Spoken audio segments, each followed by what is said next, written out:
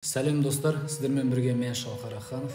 Жалпы кез келген адам өмірінің белгілі бір кезеңіне келгенде айналасына анықтап қарап, өзінің қайдан келіп қайда бара жатқанын еске алып, шәкәрімше айтатын болсақ, келдім қайдан, қайтсем пайдам, өлгеннен соң не болам деген 3 сұраққа өзінше жауап іздейтін болды.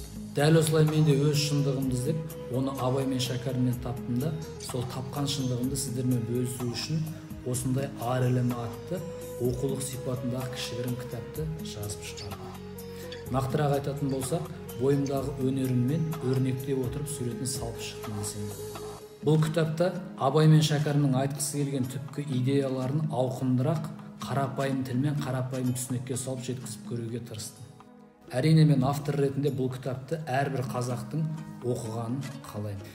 Тек қана оқып қоймай, әркім өз ой елегінен өткізіп, ашық сынға салса екен деймін. Ал бұл кітапты қалай және қайдан алу керектігі жайлы ақпаратты төменге жазып қалдыратын боламын. Рахмет.